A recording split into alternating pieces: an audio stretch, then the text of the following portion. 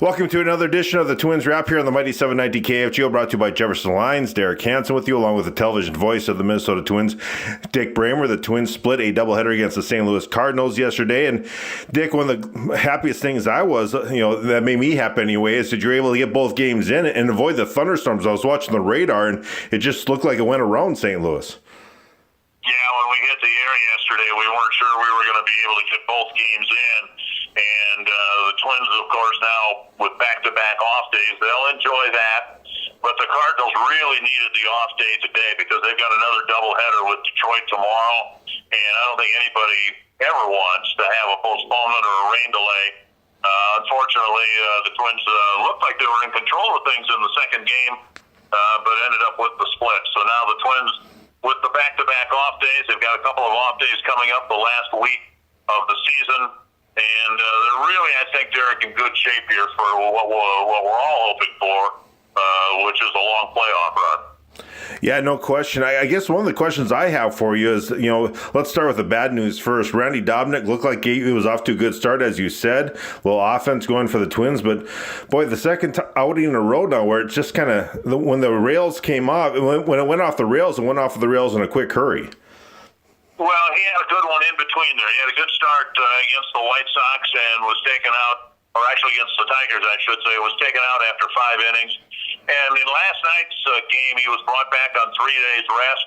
And I don't know whether that was a factor or whether it was Matt Carpenter's line drive that just whistled right past his ear, because after that, he wasn't the same pitcher. And I don't know, frankly, what the issue was, but he couldn't throw strikes. He hit batters. He looked nothing like the pitcher that got 6 outs very quickly in the first 2 innings of the ball game. So you hope it's just was a bad outing. I don't expect anybody's too concerned about Randy, but the Twins were in position to get the doubleheader sweep, and instead it ended up with the split. Let's talk a little bit about just the fact that Nelson Cruz is back and what he's been able to do in these double headers, and sets a record too. He is so much fun to watch, and to have that threat up there, they really missed him. You could tell on Sunday too. Yeah, they did okay without him when they gave him back-to-back off days, and now he'll have a couple days to rest and recover. But it really is remarkable. I mean, he's in the top 5 in the Triple Crown categories.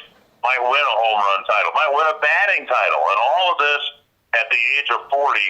And I think he would tell you that one of the reasons he's done as well as he's done is, he's been handled pretty cautiously by Rocco Baldelli. They want him to be ready to go come the postseason, in the hopes that he and Buxton and Sano and Garver and all these guys will be playing at their peak for what is hoped to be, as I said before, an extended playoff run. What is the status of Garver right now? Well, during the homestand over the weekend, we saw him working out both behind the plate and at the plate. He was taking cuts. It wouldn't surprise me if he returned when the Twins get back to Target Field for their 3-game series with Cleveland. It's an oblique thing, so you're prepared. You have to be prepared for setbacks of any kind, but he looked like he was pretty aggressively going after things during the Tiger series before the game, of course, at Target Field. So it wouldn't surprise me if he's not back in the lineup sooner rather than later. And then shortly after that, sometime, I would suspect on a week-long road trip in Chicago, that Max Kepler would rejoin the lineup as well. On the line to the catcher there, I think that's why, and I think so many fans like myself love him, really why Williams Asadillo, especially when you have to have all these double headers, really comes in handy. Yeah, I think he's an accomplished hitter. I think we've had a couple of plays while he's been catching where we're reminded that he really isn't a very good defensive catcher with wild pitches, pass balls, and things like that. And I guess the opportunity that Ryan Jeffers has been given in Mitch Garver's absence has really opened a lot of eyes. This young man's really good behind the plate. He got his first big league home run the other day, hitting it to straightaway center field, 440 feet roughly, not a cheapie by any means. So I think the future of catching for the Twins is very good long term with Garver and Jeffers, and the hope is they'll both be ready to go come playoff time. Well, that was my next question, too, what Jeffers has done, and it seems like he gets along pretty well with his battery mates, too. Yeah, and of course we don't want to forget about Alex Avila, who's been serving nicely as a backup, but he had some tightness on his lower back. So it'll be interesting to see what the Twins' playoff roster looks like, how many pitchers they're going to have, which players are healthy. But the hope is that some of these key guys that were a part of this wonderful lineup the Twins had last year will not only be healthy, but they'll have the necessary at-bats needed to get into a groove heading into October. It's amazing. It's so nice to get Donaldson back, but you got to think if this team can get healthy, because it's hard to believe we're talking about this weekend. It's already the middle of September and just a few weeks left of the season.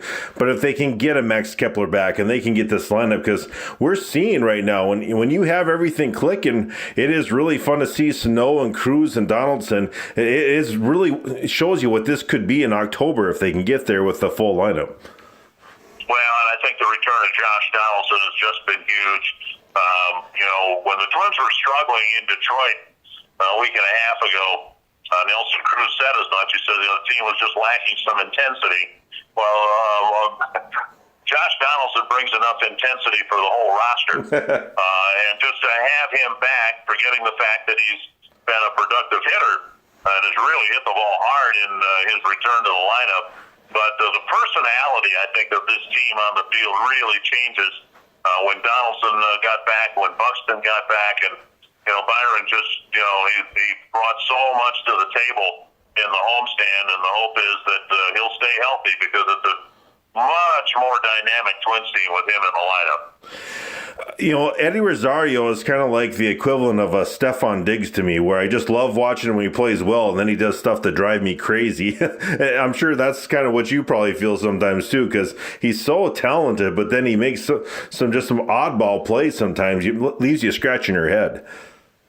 Yeah, you don't like to see, I'll call them rookie mistakes made from a veteran player. Now, Eddie's been around for quite a while, and he knows he shouldn't be running through a stop sign the third base coach is putting up there. And, just when a pitcher looks like he's struggling a little bit, Eddie will chase the pitch and pop it up.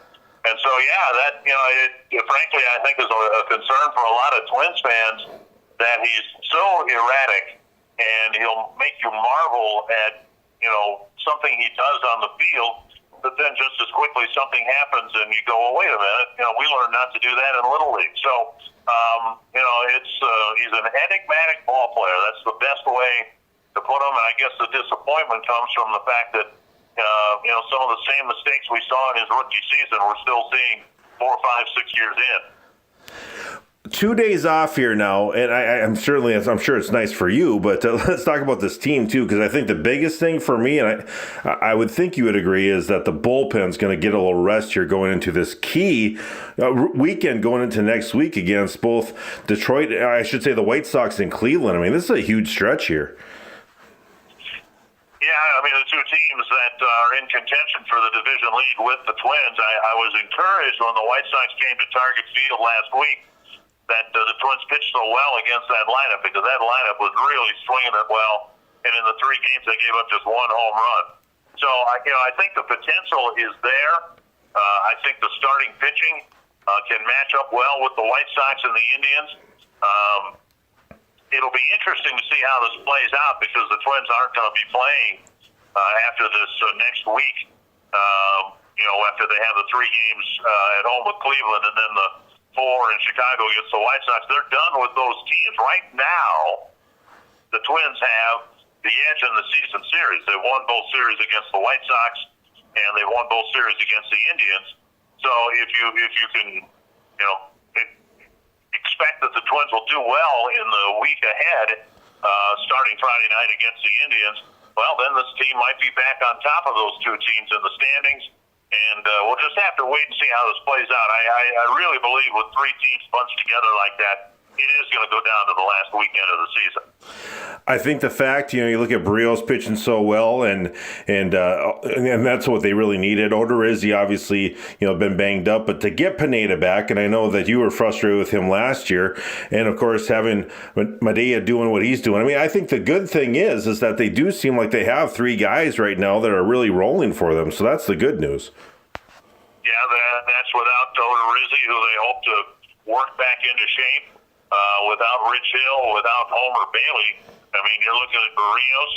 I think Domnak is going to be a playoff game starter.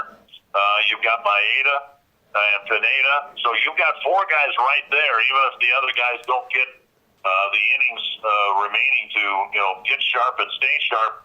There's a lot of depth, and then that might mean that Rich Hill might go to the bullpen and be a valuable left-handed reliever out of the pen.